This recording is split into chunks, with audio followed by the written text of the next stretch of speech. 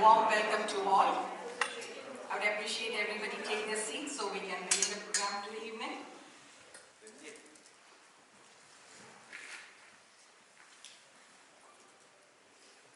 Thank you. Respected Counsel General, Shri Vasan, New York City Commissioner of Health, Dr. Ashwin, Vasan, and dear friends. We have all gathered here today to raise awareness on colorectal cancer in the South Asian community. Speaking on the subject are prominent doctors and today's panelist, Dr. Arun Swaminath, Dr. Aditya Sreenivasan, and Dr. Bhandari. Welcome. I now invite Honorable Counsel General to commence the evening's program with his welcome remarks.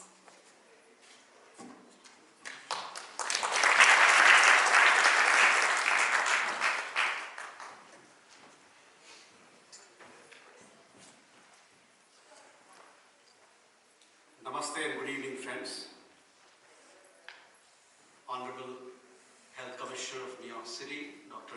Ashwin, Vasan, Dr. Swaminath, Dr. Sreenivasan, and Dr. Bhandari.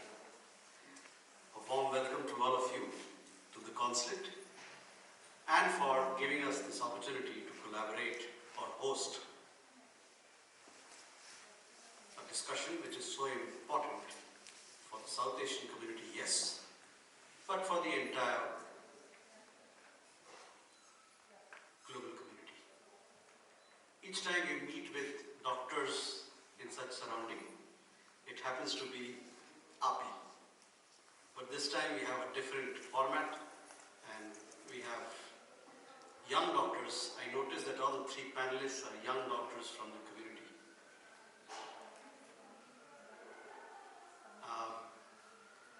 Colorectal cancer is a disease that afflicts many, and with the right kind of awareness, possibly we can do better. As we talk of health, let me also take this opportunity to tell you that we are in the middle of celebrating International Year of Millets.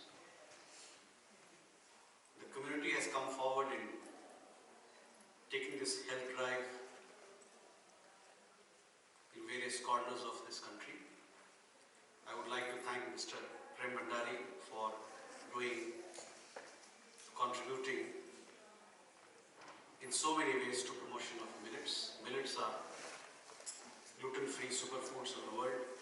It is also helpful for tackling several health challenges that we face: obesity, diabetes, so on and so forth. I was also told that millets are grown in this country, in Texas. Sorghum is grown. We have a lot of science and research that is going on in Texas around sorghum and millets. So therefore, it is something that we all have a buy-in, and we would really look forward to the support and encouragement from the doctoral community, the medical fraternity, to promote millets in this country. The fact that we are getting together in this manner, and the fact that we have a panel discussion led by three young doctors speaks volumes about what the Indian American doctors are doing in this country and the kind of convening strength they command in the society here. So thank you very much for your contribution, because in that we also see a reflection, a very strong reflection of India-US strength, partnership and friendship. Thank you very much and look forward to the discussion.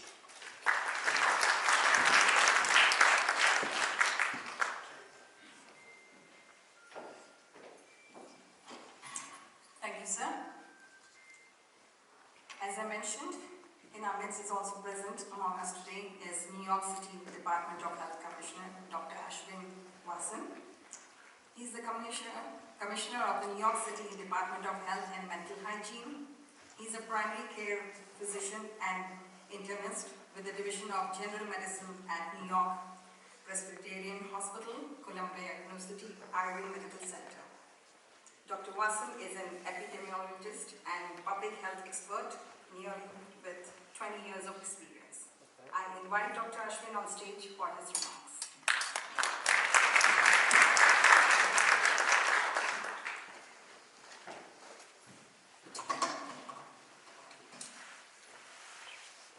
good evening. It's great to be with you all tonight to talk about this very important subject. I'm very glad to be here to be talking about something other than COVID or the latest outbreak or the latest epidemic, because this is an epidemic that's been underneath the surface for a long time. And so I'm very, very grateful to be in the post-emergency phase that we're entering into, with hopefully the worst of this pandemic behind us. I'm very grateful to be here, to be speaking with you about our health and the things we've maybe neglected or the things we've left behind in this era of COVID. I'm Ashwin Vasan. It's my pleasure to be the 44th Commissioner of Health of New York City. Thank you to His Excellency Consul General of India, for hosting this important event during Colorectal Cancer Awareness Month. I'd also like to thank Dr. Bhandari and the Lennoxville Hospital team and Northwell Health for inviting me, and to all the other speakers taking the time to educate our community on the importance of colorectal cancer screening and prevention in the South Asian community. I'm very proud to be a part of an administration first that prides itself on diversity and inclusion. One where we have people of South Asian origin in every position of power, and where our mayor has declared Diwali a citywide holiday. And I'm immensely proud to be a part of a group of leaders, as the Consul General mentioned, of Indian origin who are shaping the future of public health and public policy across this great city, this great state, and this great country. The city's commitment to inclusivity and diversity extends to our laser focus on health equity, and brings me to the reason I'm here today: low screening rates for colorectal cancer in the South Asian community. It's an issue that hits very close to home. Yes, I'm here as a doctor, I'm here as the commissioner, but my grandmother, my pati, died of colon cancer when I was about 14 years old. She lived with us for about a decade before that. I grew up just outside of Chicago, and she was my first port of call every evening when I came home from school, and tell me stories about her life in India and raising my mother. And so when she fell sick, I watched her also suffer from this terrible disease and watched her go through multiple rounds of chemo and surgeries until finally saying, I'm going to return home to India, to Chennai, where my family is from, and pass away there. It was a formative experience to watch someone you care about so much suffer, and to wonder to yourself, I was only 14 of course, but to wonder what could have been done, what could have prevented this, could we have caught this earlier? I always wondered how our outlook on health as Indians might have contributed to this state she found herself in. I also wondered how migrating to the United States had an impact on her health, her diet, her activity levels. And it was a big inspiration for me to go into medicine, watching that experience. As a practicing primary care doctor, as was mentioned, I treat mostly underserved people in Washington Heights, in northern Manhattan, and the Bronx. I see every day the downstream impacts of lack of access to basic preventive tools and to screening in almost every patient I treat. And for colon cancer, I see resistance.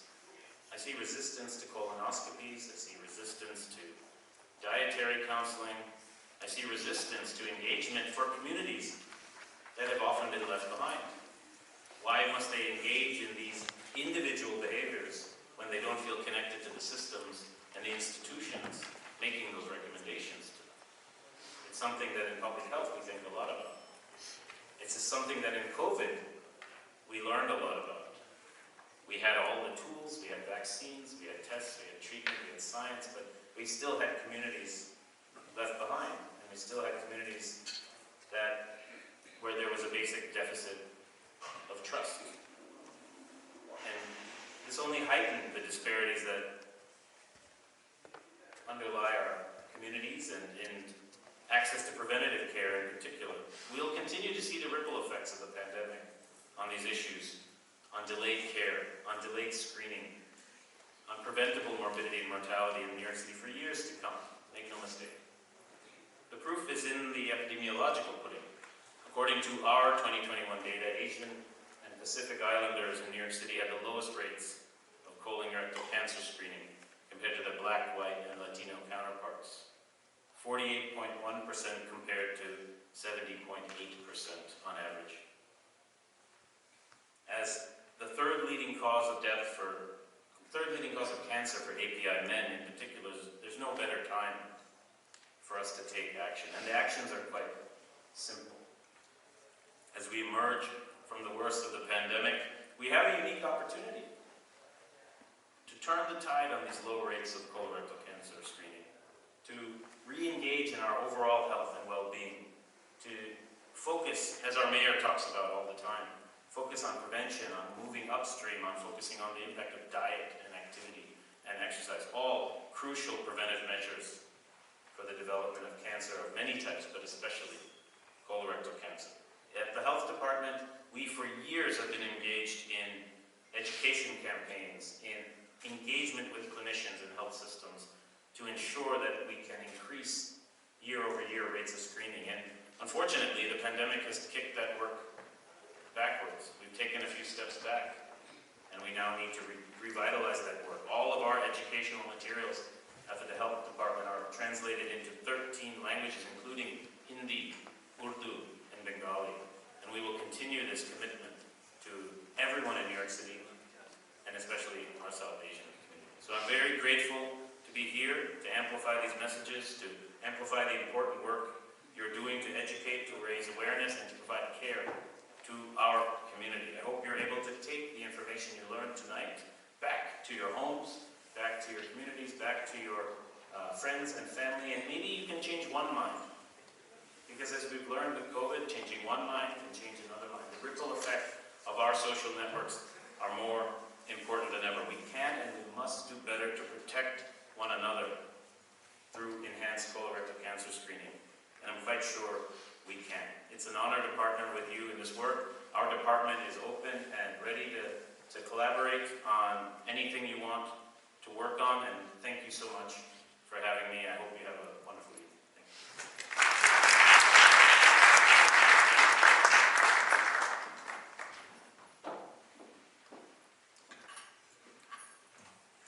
Thank you, Dr. Vasan.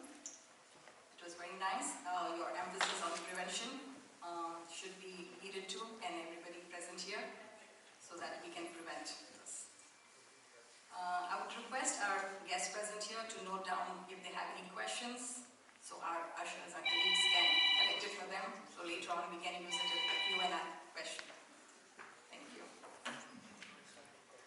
I have the pleasure of introducing our speakers and inviting them on stage for their presentations. We have Dr. Bhandari, who is currently a second-year resident physician in internal medicine at Lenoxville Hospital, Northwell Health. He's also on the New York City chapter of American College of Physicians Council Board and is resident representative for New York City and Bronx. I request Dr. Bhandari to give us an introduction on colorectal cancer, its symptoms and incidences.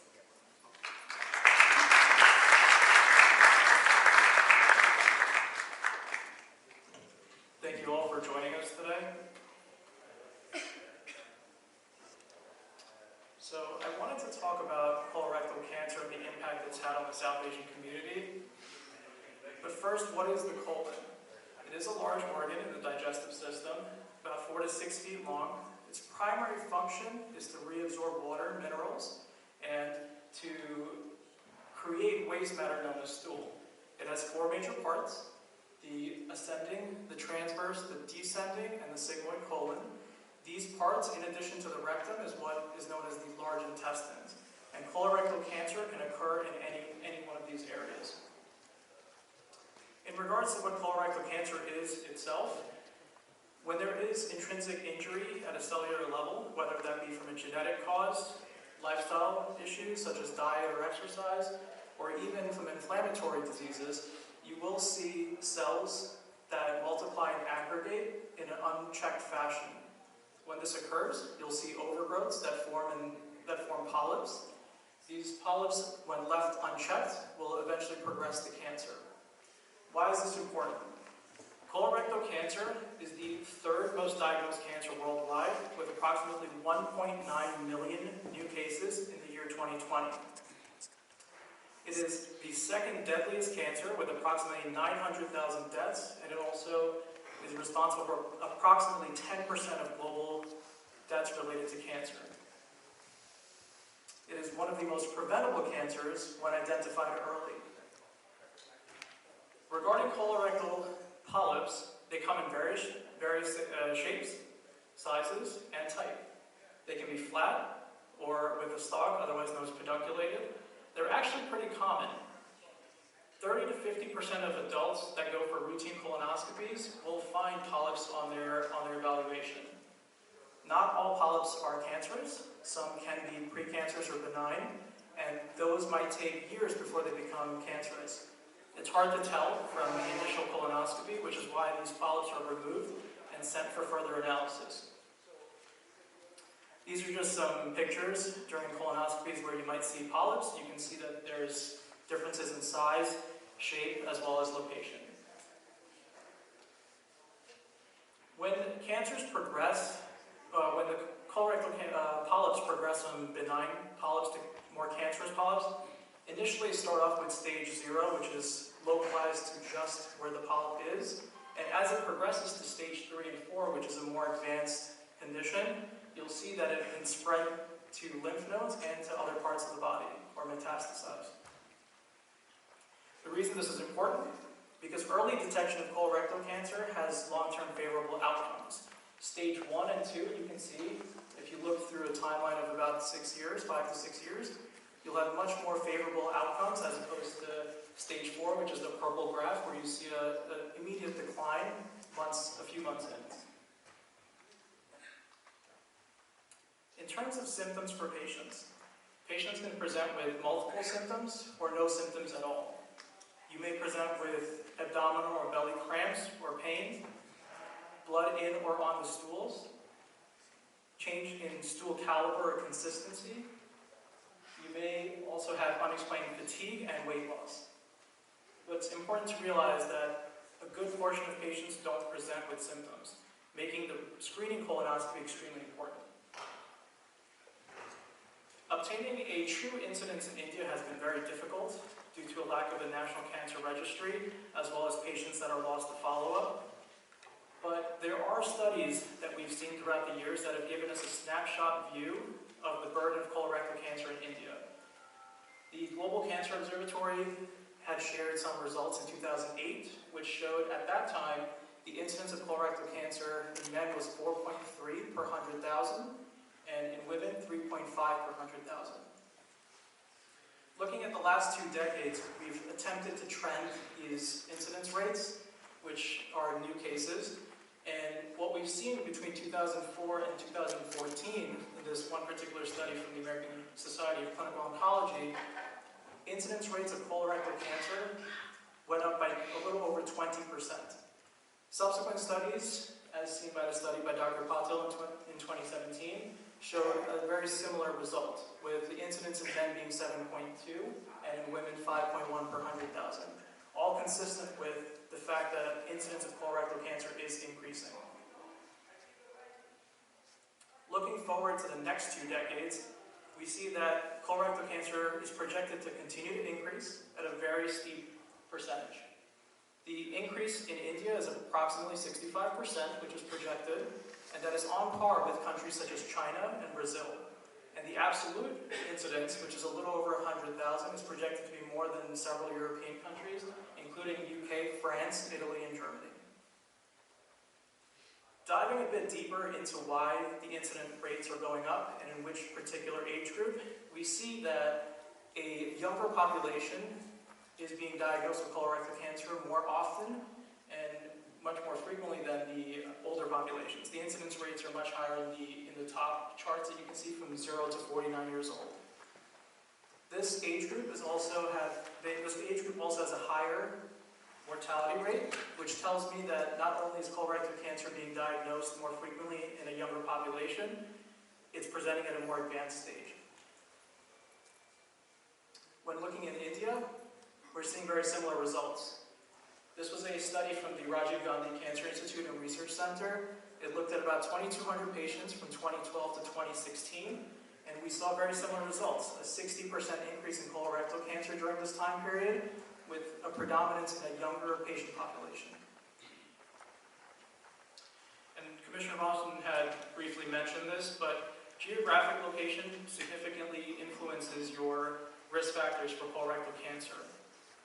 Patients who are emigrating from India must be aware that there are geographic locations that will affect your colorectal cancer rates, particularly from lifestyle factors such as dietary, sedentary lifestyles, and it's important to understand that. Specifically, in New York City, there have been recently a few studies that looked at disparities amongst the South Asian community in regards to colorectal cancer screening. And like Commissioner Vasan had mentioned as well, we're seeing that, one, the South Asian population is underrepresented in these studies, making up less than 2% of the sample size of the patient population. And in terms of colonoscopy screening, it's one of the lowest, if not the lowest. Anywhere between 45% to 61% in various studies, but regardless, they've been less than other ethnicities. These studies have enabled us to identify potential barriers to why the South Asian community have not been able to obtain colorectal screening in par with other ethnicities. Number one, lack of awareness of colorectal cancer and the screening guidelines and the therapeutic options that we have. Accessibility, both from a geographic standpoint as well as an economic standpoint. Social and cultural beliefs. There is a stigma behind getting a colonoscopy or even colorectal cancer, which may not be there with other routine screenings for other diseases. And lastly, communication and language barriers. India is one of the few countries that is so diverse and rich within its own country with various languages and dialects, which can definitely pose an issue in terms of communicating your medical history.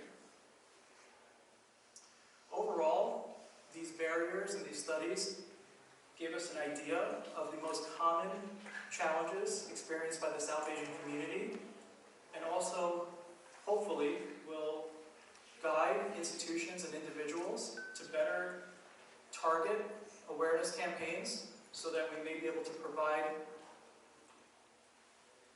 medical care at an even level for all ethnicities. Thank you.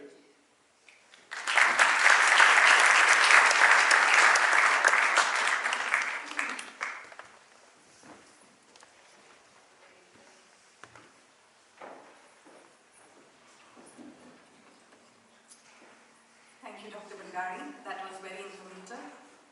I again request our guests, if they have any questions, to please note down on the chats, and our colleagues will collect it from you so we can have it ready for the Q&A question.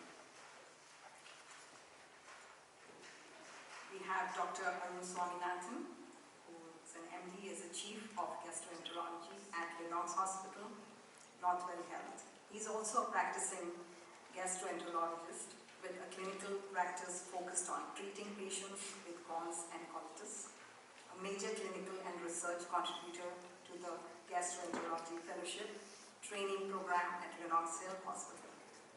He serves as the director of the Inflammatory Bowel Diseases program at Lennox Health Hospital and as the program director of the Burton Colitis Advanced IDD Fellowship program at Northwell Health. I invite Dr. Swaminathan for his presentation on inflammatory bowel disease, pathogenesis, its symptoms and incidence. Thank you.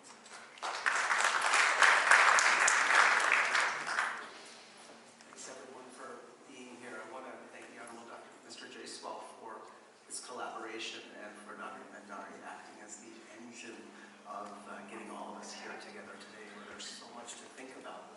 I want to thank this audience for taking a little bit of time to just focus on something local, something that can help you, something that can help people that you care about. So thank you for your time. I'm going to take a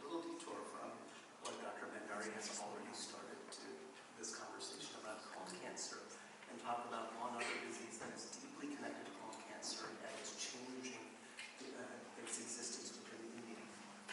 So my journey, I was born in Chennai when I was 8. When I was 8, I moved to Wichita, Kansas, and from there I moved to Southern California, where I grew up. And then at some point I had to finish my training, so I came to New York City, did my training at Mount Sinai, had my first job at Columbia, and then came to Northwell, where really my career has taken off.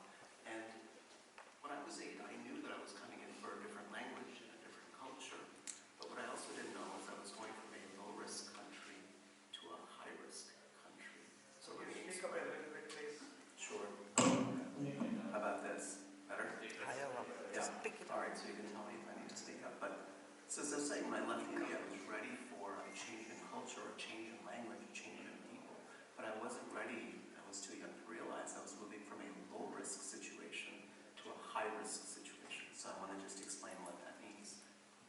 So you don't have to be a gastroenterologist to understand what the difference between a normal colon and an abnormal colon looks like. That top picture is beautiful, it's pink, it's clean, it's shiny, it reflects light. You can see the blood vessels behind it, and you can tell it's doing its job. There's a lot of space for things to move through. And on the bottom right is Crohn's disease, on the bottom left is ulcerative colitis. And what you can see is that this thing looks like it's been gored.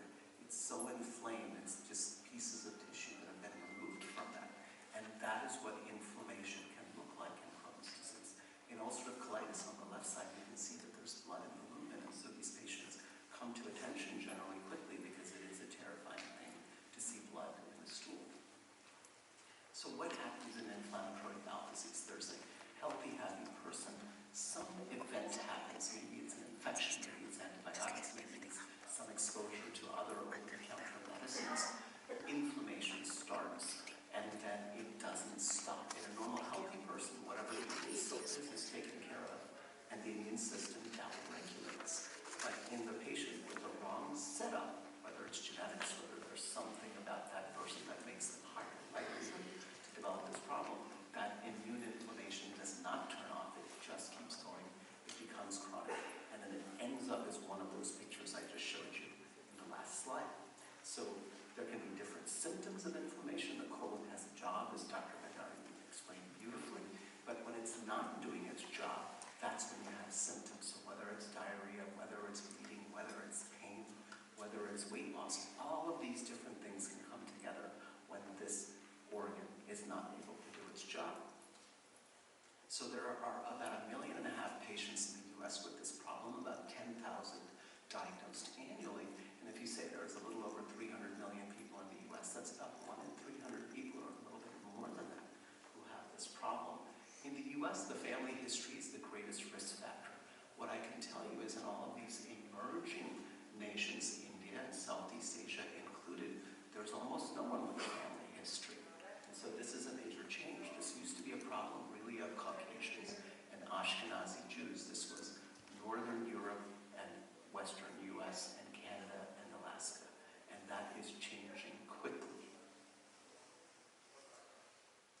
So this is what it looks like. So you can see the red spots on the top are the hot areas. So this is, again, Western Europe and the U.S. But you can see that India is catching up both for Crohn's and for ulcerative colitis. And what we think is happening is whatever happened in the Western world to get this problem started, that same thing is now 50 years later affecting all of the other emerging economies. So whether it is an adoption of diet, an adoption of lifestyle, or an adoption of travel and all the other exposures that these countries didn't have before, that population has now. And so that's why there's this